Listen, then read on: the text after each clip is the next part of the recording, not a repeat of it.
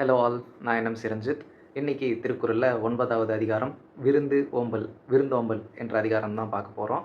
விருந்தோம்பல் அப்படின்னா, வீட்டுக்கு வந்த விருந்தினரை எப்படி பார்த்துக்கணும், அவங்களுக்கு எப்படி விருந்தளிக்கணும், விருந்து கொடுக்கறதுனா என்ன அப்படின்றது தான் இந்த அதிகாரத்தில் முழுசாக இருக்க போகுது. ஸோ குறளுக்கு போவோம்.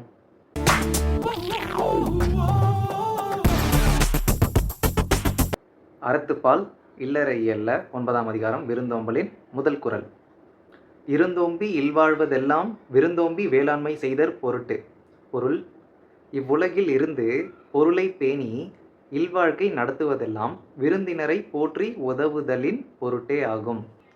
அதாவது, இந்த உலகத்தில் இருந்து நம்ம சேர்த்து வச்ச காசு, அதாவது பொருள்னா செல்வம், பொருளை சேர்த்து குடும்பத்தை நடத்துறது, இல்வாழ்க்கை நடத்துவதெல்லாம் உலகத்தில் இருந்து காசை சேர்த்து குடும்பம் நடத்துறது எதுக்குன்னா, விருந்தினரை வரவேற்று உபசரிக்கவே.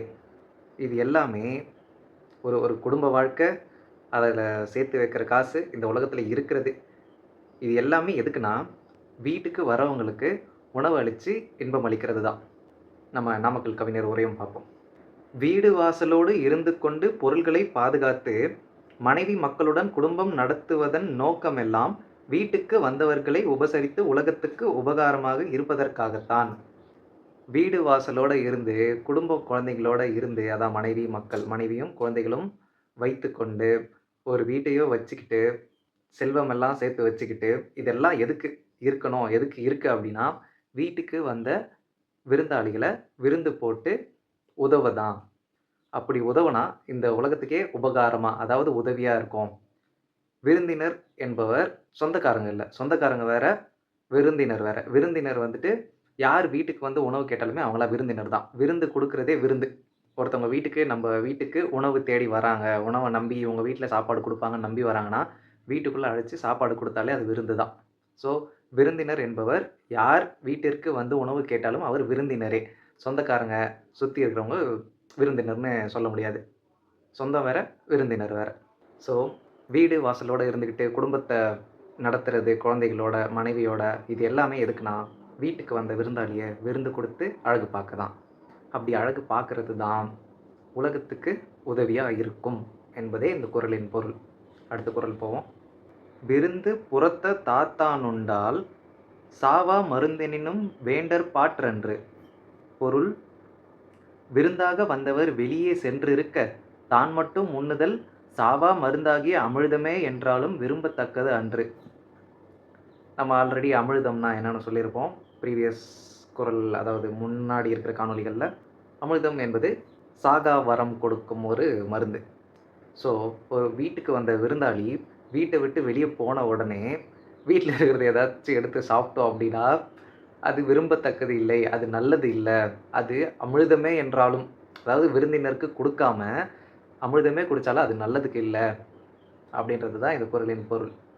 ஏதானாலும் பிறருக்கும் கொடுத்து உண்ண வேண்டும், சாகாமல் இருக்கச் செய்வதான தேவாமிர்தத்தை உண்பதானாலும் விருந்தாளி இல்லாமல் தானே உண்பது விரும்பத்தக்கதல்ல.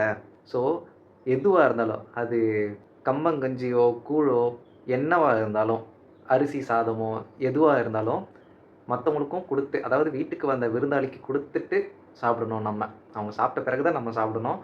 அப்படி அவங்க வீட்டை விட்டு வெளியே போனவுடனே போயிட்டா ஒளிச்சு வச்சுட்டு இருந்தது எடுத்து சாப்பிடலாம். ஆக்சுவலி இதெல்லாம் நடக்குது. என் ரிலேட்டிவ் வீட்லேயோ நிறைய நடந்திருக்கு, பார்த்துருப்பேன். நமக்கும் வந்துட்டு இது சிமிலராக தான் இருக்கும். நம்ம வெளியே போனால் ரிலேட்டிவ்ஸ் ஏதாச்சும் சாப்பிட்றது, இல்லை மற்றவங்க எப்போ வெளியே போவாங்கன்னு நம்ம வெயிட் பண்ணி சாப்பிடுவோம். ஸோ அந்த மாதிரி நமக்கே நடக்கும். ஸோ அப்படி அவங்க வீட்டை விட்டு எப்படா வெளியே போவாங்க நம்ம சாப்பிட்லான்னு நினைக்கிறது அது அமிர்தமாக இருந்தாலும் நல்லதுக்கு இல்லை. அந்த அமிர்தத்தின் பலன், சாகா வரம் கொடுக்கக்கூடிய அமிர்தத்தின் பலனும் வீணாக போகும், அதுவும் விரும்பத்தக்கது அல்ல அப்படின்றது தான் இந்த குறளின் பொருள். அடுத்த குறள். வருவிருந்து வைகளும் ஓம்புவான் வாழ்க்கை பருவந்து பாழ்படுதல் இன்று. பொருள்: நாள்தோறும் தன்னை நாடி வரும் விருந்தினரை போற்றுகிறவனுடைய இல்வாழ்க்கை துன்பத்தால் பாழ்படுதல் என்றும் இல்லையாகும். அதாவது நம்ம வீட்டுக்குலாம் விருந்தினர் என்பவர்கள்லாம் ரிலேட்டிவ்ஸாக தான் இருப்பாங்க, இல்லை யாராச்சும் விருந்தினராக வராங்க அப்படின்னா எப்பயோ ஒரு வாட்டி தான் வருவாங்க. குறிஞ்சி பூ பூத்தார் போல் எப்பயோ ஒரு வாட்டி தான் வருவாங்க. ஒரு விருந்தினர் எப்படி உபசரிக்கணும்னா, நாள்தோறும், அதாவது அந்த காலத்தில், அதாவது 2000 ஆண்டுகளுக்கு முன்பு திருவள்ளுவர் என்ன சொல்லியிருக்காருன்னா, ஒரு இல்வாழ்க்கை நடத்துக்கிறவன், அதான் மனைவி மக்கள் ஒரு குடும்பஸ்தனா இருக்கவன் வீட்டுக்கு வர விருந்தினரை நாள்தோறும் உபசரிக்கணும். அதாவது அவன் வீட தேடி தினமும் வரப்போறதில்ல. அப்படி தினமும் வந்தாலும் உபசரிக்கணும். அப்படி நாள்தோறும் தன்னை தேடி வருகின்ற விருந்தினரை உபசரிக்கிறவன், குடும்ப வாழ்க்கைக்கு கஷ்டமே வராது. அப்படின்றது தான் இந்த குறள்ல சிறப்பான பொருளா இருக்கு. நீ தினமும் ஒருத்தவங்களுக்கு சாப்பாடு போட்டுக்கிட்டே இருந்தாலும், வீட்டுக்கு வந்த விருந்தினருக்கு எவ்வளோ சாப்பாடு குடுத்தாலும், அவங்க போதுன்ற அளவுக்கு போட்டு அனுப்பிச்சாலும், உனக்கு உன் குடும்ப வாழ்க்கையில எந்த கஷ்டமும் வராது. விருந்தாளியை உபசரிப்பதால் யாரும் கெட்டுப்போக மாட்டார்கள். தினம் தினம் வருகிற விருந்தினர்களுக்கெல்லாம் உணவளித்து உபசரிக்கின்றவனுடைய வாழ்க்கை அதனால் வறுமையுற்று கெட்டுப் போகும் என்பது இல்லை. புரியுதோ? அதாவது தினம் தினம் வருகிற விருந்தினர்களுக்கெல்லாம் ப்ளூரல் எத்தனை விருந்தாளி வந்தாலும், ஒரு நாளைக்கு ஒரு விருந்தாளி வந்து சாப்பிட்டு போனாலும் சரி, அவருக்கு அடுத்தடுத்து விருந்தினர்களா வந்தாலும் சரி, அவங்களுக்கு எவ்வளோ சாப்பாடு போட்டு அனுப்புனாலும், தினமும் சாப்பாடு போட்டு அனுப்புனாலும், அதனால வறுமை என்பது வராது.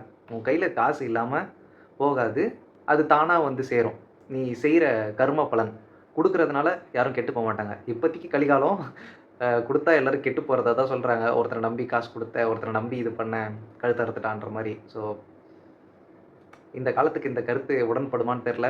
ஆனா உடன்பட்டு ஒரு சிலர் இருப்பதனால் தான் உலகம் இயங்கிக் கொண்டிருக்கிறது. அதனால தான் இன்னும் சட்டம் எல்லாம் ஃபாலோ பண்ணிட்டு இருக்காங்க. நான்லாம் நைட்டு 12 மணிக்கு கூட டிராஃபிக்ல ரெட் லைட் பார்த்தா நின்னுட்டு தான் போவேன். அங்க யாரும் நிக்க மாட்டாங்க. நைட் டைம் தானே அப்படின்னு சொல்லிட்டு. பட் நம்ம மனசாட்சிக்கு நம்மளும் ரூல்ஸ் ஃபாலோ பண்ணினா நல்லா இருக்காது. அட்லீஸ்ட் நம்மளாச்சும் ஃபாலோ பண்ணுவோம் அப்படின்ற மாரி ஒரு சிலர் நல்லவர்கள் இருப்பதனால் தான் இந்த உலகம் சட்டம் சீரோடு இயங்கிக் கொண்டிருக்கிறது. இல்லையென்றால் அனைவரும் ஆயுதத்துடன் எல்லாருமே எல்லா கிரைமும் பண்ண ஆரம்பிச்சுருவாங்க. ஸோ வர விருந்தினர்களுக்கெல்லாம் விருந்து போட்டு அனுப்பி விட்டா நமக்கு வறுமை கோட்டுக்கு கீழே போறதில்ல. எந்த பிரச்சனையும் வராது என்பதே இந்த குறளின் பொருள். அடுத்த குறள். அகனமர்ந்து செய்யால் உறையும் முகனமர்ந்து நல்விருந்து ஓம்புவான் இல். பொருள். முகமலர்ச்சியோடு நன்முறையில் விருந்தினரை பேணுகிறவன் வீட்டிலே உளமலர்ச்சியோடு திருமகள் அகலாது தங்கியிருப்பாள். அதாவது வீட்டுக்கு வர விருந்தினரை முகமலர்ச்சியோடு சந்தோஷமா அக்செப்ட் பண்ணிக்கணும். வீட்டுக்கு வாங்க அப்படின்னு சொல்லிட்டு ஒரு முகம் சுளிப்பு இருக்கக்கூடாது. மலர்ச்சியோடு சந்தோஷமா ஒரு விருந்தினரை வரவேற்று சாப்பாடு கொடுக்கணும். அப்படி எத்தனை தடவை விருந்தினர்கள் வந்தாலும் முகமலர்ச்சியோடு எந்த எந்த சலிப்பும் இல்லாமல் வாங்க வாங்க சாப்பாடு போடுறேன் அப்படின்ற மாதிரி எந்த சலிப்பும் இல்லாமல் முகமலர்ச்சியோட சந்தோஷமாக அவங்கள இன்வைட் பண்ணி சாப்பாடு போடுறவங்க வீட்டில், அதாவது அந்த விருந்தினரை பார்த்து கொள்ளக்கூடிய வீட்டில் திருமகள் நீங்க மாட்டாள். திருமகள் என்பவள் யார் என்றால் செல்வம், செழிப்பு, அழகு, அதிர்ஷ்டம் இதெல்லாம் இருக்கிறவ தான் திருமகள் என்று நம் தமிழில் கூறப்படுகின்ற ஒரு வார்த்தை. ஸோ திருமகள்னா அந்த அதிர்ஷ்டம், அழகு, வளம், லக்கு எல்லாமே இருக்கிற ஒரு பெண் தேவதை தான் திருமகள். ஸோ அப்படி இருக்க திருமகள் இந்த மாதிரி முகமலர்ச்சியோடு இன்வைட் பண்ணி சாப்பாடு கொடுக்குறவன் வீட்டில் இருந்து நீங்கவே மாட்டான். திருமகள் நிலைச்சிருப்பா. அதுதான் போன குறள்லையுமே எவ்வளோ விருந்தினர் வந்தாலும் சாப்பாடு கொடுக்குறவன் வறுமைக்கு போயிட மாட்டான், வறுமை கோட்டுக்கு கீழேயும் போயிட மாட்டான். ஸோ அவனுக்கு வறுமை வராது என்பது இந்த குறள்லையும் பொருளாக இருக்குது. திருமகள் அந்த வீட்டில் குடியிருப்பா, வெளியே போக மாட்டா, முகமலர்ச்சியோட விருந்தினரை வரவேற்றா. அப்படிப்பட்டவனுடைய வீட்டில் எது இல்லாவிட்டாலும் எப்போதும் மகிழ்ச்சி இருக்கும்.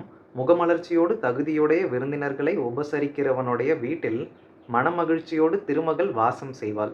அப்படி விருந்தினரை சந்தோஷமாக இன்வைட் பண்ணுறவன் வீட்டில் எது இல்லைனாலும் மகிழ்ச்சி அளவற்று இருக்கும். அப்படி வீட்டுக்கு வந்த விருந்தினரை முகமலர்ச்சியோட, முகம் சுளிக்காமல் சிரித்த முகத்தோட இன்வைட் பண்ணி அழகாக சாப்பாடு போட்டு பார்த்துக்கிறவங்க வீட்டில் மகிழ்ச்சி என்றைக்குமே இருக்கும். திருமகள் என்பவள் மகிழ்ச்சியோடவே அவங்க வீட்டில் வாசம் புகுவாள். அதாவது அங்கேயே தான் இருப்பாங்க. ஸோ அவங்களுமே திருமகளும் மகிழ்ச்சியாக அதிர்ஷ்டம், செல்வம், அழகு, வளம் எல்லாம் இருக்கிற திருமகள் அந்த வீட்டில் சந்தோஷமாக இருப்பாங்க அப்படின்றது தான் இந்த குறளின் பொருள். வீட்டுக்கு வர விருந்தினரை சிரித்த முகத்தோட சலிப்பு இல்லாமல் உள்ளே வர வச்சு சாப்பாடு கொடுக்குறதே அறம். அடுத்த குறள். வித்தும் இடல் வேண்டும் கொல்லோ விருந்தோம்பி மிச்சில் மிசைவான் புலம். பொருள். விருந்தினரை போற்றிய பின் எஞ்சியதை தான் உண்ணுகிறவனுடைய நிலத்தில் விதையும் விதைக்க வேண்டுமோ. நல்லா இருக்குல்ல? வீட்டுக்கு வந்த விருந்தாளியை அவங்களுக்கு சாப்பாடு போட்டுட்டு மிச்சம் இருக்கிற சாப்பாடு அவன் சாப்பிட்ற மனுஷன் நிலத்தில் பயிர் விளையணுமா, பயிரும் விளைய வேண்டுமோ அப்படின்ற பொருள் தான் இது. வீட்டுக்கு வந்த விருந்தாளிக்கு தனக்கு சாப்பாடு இல்லைனாலும் அவன் சாப்பாடு போட்டுட்டு மிச்சம் இருக்கிறத சாப்பிட்றவன் நிலத்துல விதையும் விதைக்க வேண்டுமோ, அப்படி விளைச்சல் இல்லாமயே அவன் வீட்டுக்கு சாப்பாடு அதுவா வரும்ன்ற மாரி. ஏன்னா, எவ்வளோ எவ்வளோ குடுத்தாலும் அது கெட்டு போறதுக்கு இல்ல. ஸோ, அவன் குடுக்குறவனுக்கு ரிட்டர்ன் அ இந்த யூனிவர்ஸே குடுக்கும். ஸோ, அந்த மாரி அவன் விளைவிக்கலனாலும் சாப்பாடு அதுவா அவன் வீட்டுக்கு வந்து சேரும். திருமகள் தான் வாசம் செய்கிற வீடாச்சே அது. ஸோ, லக்கு, வளம், செல்வம் எல்லாம் அதுவா வரும். திருமகள் ஒரு வீட்ல குடியிருந்தா எல்லாமே அதுவா வரும். அதுபோல தான் விருந்தினர சாப்பாடு போட்டு, அதுக்கப்புறம் மிச்சம் இருக்கிறத அவன் சாப்பிடுறவன் வீட்ல, அவன் நிலத்துல விதைக்கவே தேவையில்ல. அதுவா வந்து சேருன்ற மாரி பொருள் தான் இந்த குறளின் பொருள். அவன் தனக்குள்ளதை முகமலர்ச்சியோடு கொடுப்பவன். அத்துடன் விருந்தினர்களுக்கு உணவிட்டு மிச்சத்தை உண்பான். மிச்சம் இல்லையானால் பட்டினியாகவும் இருந்து விடுவான். அப்படிப்பட்டவனுக்கு அவனுடைய சொந்த நிலத்தில் விளைந்துதான் தானியம் வரவேண்டும் என்பதில்லை. அப்படி சிரிச்ச முகத்தோட வீட்டுக்கு வர விருந்தாளிகள வரவேற்று சோறு போடுறவன், அவனுக்கும் இல்லாம, அதாவது நான் சாப்பிடணும் அப்படின்ற ஒரு செல்ஃபிஷ்னஸ் இல்லாம, வீட்டுக்கு வந்தவங்கள முதல்ல சாப்பிட வை, சாப்பாடு போடுவோம் அப்படின்னு வீட்டுக்கு வந்த விருந்தினருக்கு சாப்பாடு போட்டு, அதில இருக்கிற மிச்சத்த சாப்பிடுறவன், இல்ல அது மிச்சமே இல்ல, அவங்க எல்லாமே சாப்பிட்டாங்க அப்படின்னு சொல்லி பட்னியா இருக்கிறது. ஐயோ! நமக்கு இல்லையே, நம்ம எடுத்து வச்சுக்கலாம் அப்படின்னு அவன் எடுத்து வச்சுக்கல. எடுத்து வச்சுக்கவும் கூடாது. ஸோ, இருக்கிறது எல்லாத்தையுமே குடுத்துட்டு, அவன் பட்னியா கூட இருந்துருவான். அப்படி ஒருத்தன் சாப்பாடும் போட்டு, பட்னியாவும் இருக்கிறவன் நிலத்துல, அதில விளையிற விளைச்சல் தான் இவனுக்கு சாப்பாடா வரணும்னு அவசியமே இல்ல. அதுவா வரும். சாப்பாடு அதுவா வரும். அந்த வீட்டுக்கு, அந்த இல்லத்தை தேடி உணவு அதுவா வரும். அவன் நிலத்துல விளைஞ்சு தான் சாப்பாடு, அரிசி, பருப்பு எதுவும் வரணுன்றது இல்ல.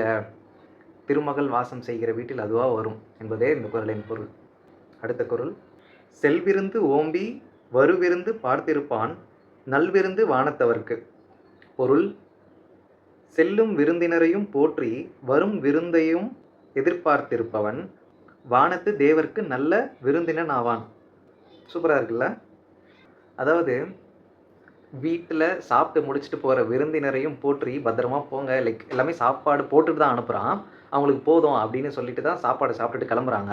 அப்படி போனவங்களையுமே நல்லா பார்த்துக்கிட்டு அனுப்பி, அவங்க போன உடனே அடுத்து ஒரு விருந்தினர்கள் வராங்கன்னா, அவங்களையும் முகமலர்ச்சியோட என்னடா இப்போ தான் போனாங்க, அதுக்குள்ளே இன்னொருத்தவங்க வராங்க அப்படின்னு மனசு சங்கடப்படாமல் ஏதோ ஒன்று பண்ணி, சரி அவங்கள அனுப்பிச்சாச்சு, இருக்கிற சாப்பாடு நம்ம சாப்பிடலாம், இல்லை இல்லை இல்லை இன்னொருத்தவங்க வராங்க, நம்ம சாப்பிட வேண்டாம், அடுத்த ஆள் வராங்க அவங்களுக்கு கொடுக்கலாம் அப்படின்ற ஒரு எண்ணத்தோட, லைக் ஒருத்தவங்க போறாங்க, அவங்கள பத்திரமா அனுப்பிச்சு விட்டுட்டு, சாப்பாடு போட்டுட்டு, வர விருந்தினரையும் எந்த கஷ்டமும் இல்லாம மூக்கமலர்ச்சியோட திருப்பி சந்தோஷமா சிரிச்சு, அவங்கள எப்படி இது அவங்களுக்கு முன்னாடி வந்தவங்கள வரவேற்று, சாப்பாடு போட்டு சந்தோஷமா அனுப்பி விட்டாங்களோ, அதே மாரி இன்னொருத்தவங்க வரப்போ, அவங்களையுமே வரவேற்று, உள்ள கூப்பிட்டு வச்சு, சாப்பாடு போட்டு, திரும்பவும் அனுப்பி வைக்கிறவங்கள, அந்த கடவுளே விருந்தாளியா பார்ப்பான்.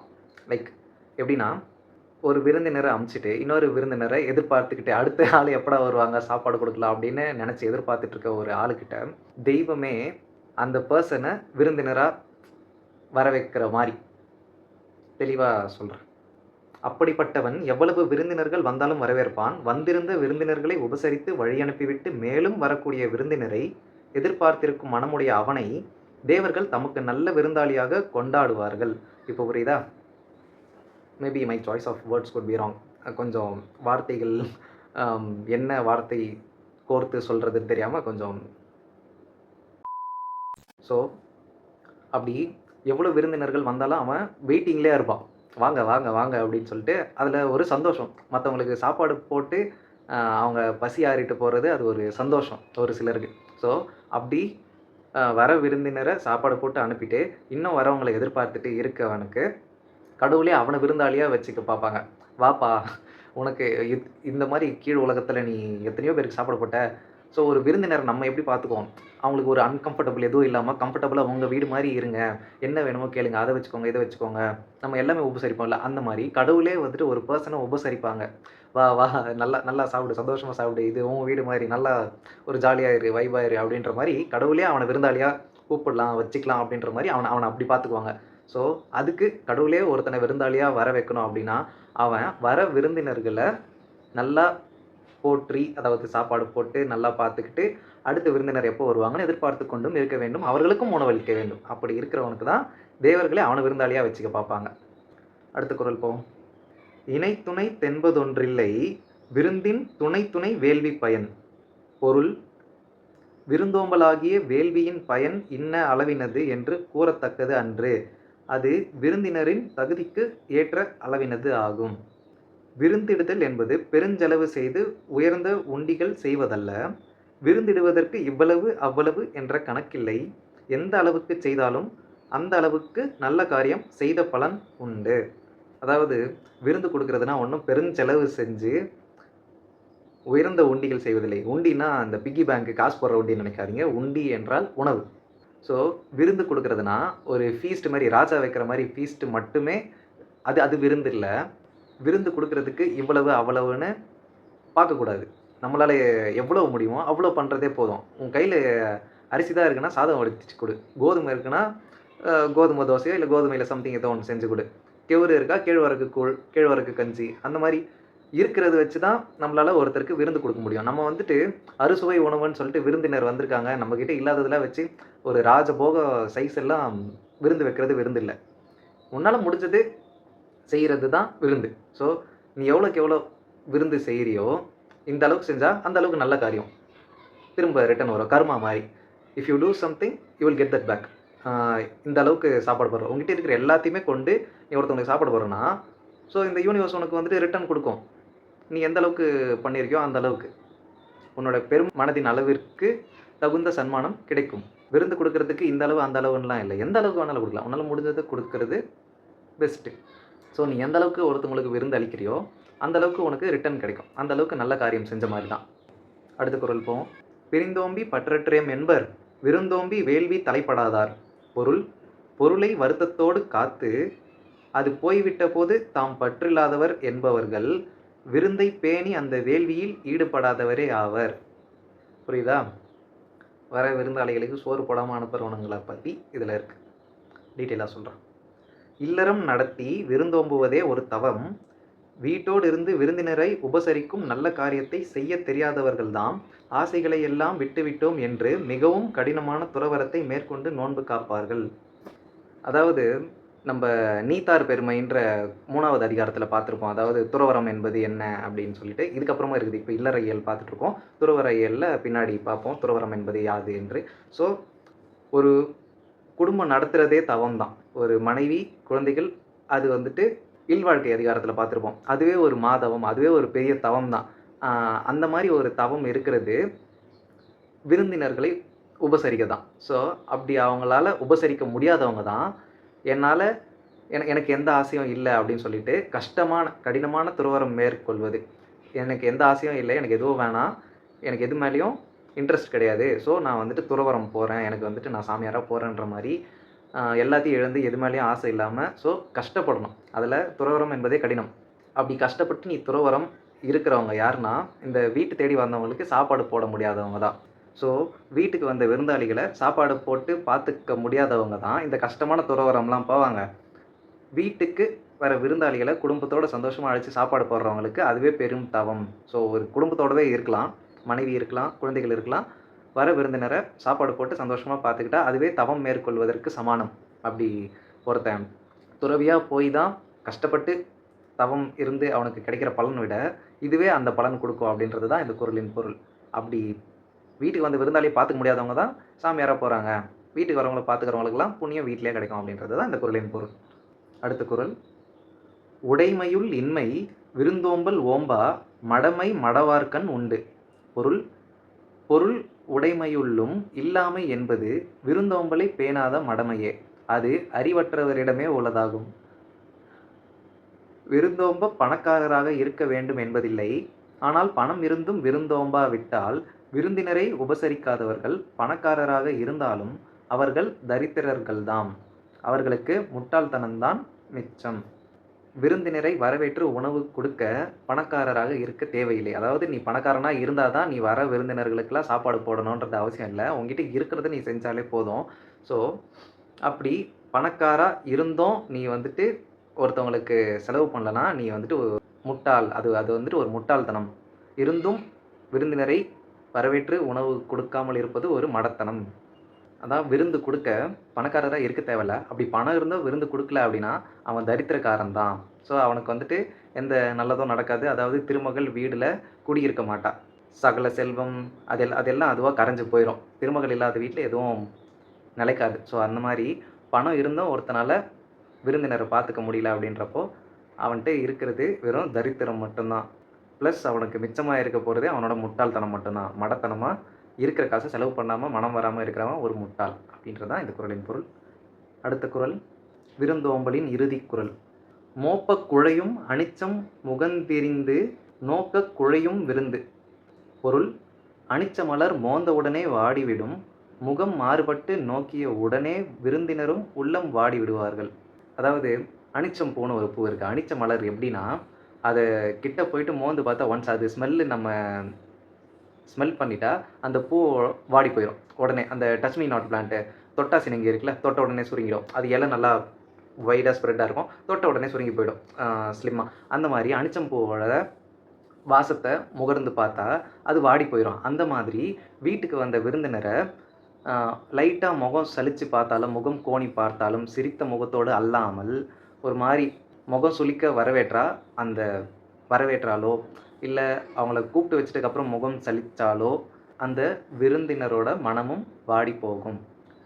பணம் இருந்தோ இல்லாமலோ விருந்தினர்கள் முகம் கோணாமல் உபசரிக்க வேண்டும். அனிச்சம் என்ற மலர் மனிதன் அதனை மோந்தவுடன் வாடிப்போகும். அதைப்போல விருந்தாளிகளை விருந்திடுவோன் முகங்கோணி பார்த்தாலும் கூட விருந்து கெட்டு போகும். காசு இருக்குதோ இல்லையோ வர விருந்தாளியை முகம் கோணாமல் விருந்தளிக்கணும். இந்த அனிச்சம்பூ எப்படி மோந்து பார்த்த உடனே வாடி போகுமோ அந்த மாதிரி அவங்களுக்கு சாப்பாடு போடுறப்பையோ, அவங்க வீட்டில் இருக்கிறப்பையோ, அவங்கள வரவேற்கிறப்பையோ, இல்லை அவங்க தூரத்துலேருந்து வரப்பையோ அப்படி அவங்க வீட்டை விட்டு போகிற வரைக்கும் முகம் கோணாமல் பார்த்துக்கணும். அப்படி லைட்டாக முகம் சலித்து முகம் சுழித்து அவங்கள பார்த்துட்டா, ஒரு பார்வை பார்த்துட்டா அந்த விருந்தே கெட்டு போகும். அந்த வந்த விருந்தினரே ஏன்டா வந்து சாப்பிட்டோம், இந்த சாப்பாடு சிரிக்குமா அப்படின்ட்டு ஒரு மன வருத்தத்தோடு சாப்பிடுவாங்க. அந்த தனுஷ் சொல்லுவார், சாப்பிட்றப்போ ஒவ்வொரு வாய்ஸோட சிக்கி சிக்கி வலிச்சு இறங்கி. ஸோ அந்த மாதிரி ஒருத்தவங்கள முகம் சுளிக்க பார்த்துட்டோம் அப்படின்னா சாப்பிட்றப்போ அந்த விருந்தே கெட்டு போகும். அவங்களுக்கு அந்த சாப்பாடு இறங்காது. அப்படி அந்த சாப்பாடு அவங்களுக்கு கஷ்டத்தை தான் தருமே தவிர வீட்டுக்கு வந்து சாப்பிட்டோம் இவங்க வீட்டில் அப்படின்ற ஒரு சந்தோஷத்தை தராது. அப்படி விருந்தினரை முகம் சுளிக்காமல் பார்த்துக்கிறதே அறம். ஸோ வர விருந்தினரை முகமலர்ச்சியோடு பார்த்துக்கணும். எவ்வளோ விருந்தினர் வந்தாலும் சிரித்த முகத்தோடு வரவேற்று சாப்பாடு கொடுக்கணும். நமக்கு சாப்பாடு இல்லைனாலும் வரவங்களுக்கு சாப்பாடு கொடுக்கணும். அதுவே விருந்தோம்பலின் அதிகாரத்தில் உள்ளது. ஸோ அடுத்த அதிகாரத்தில் அடுத்த காணொளியில் பார்ப்போம். நன்றி, வணக்கம், பாய்.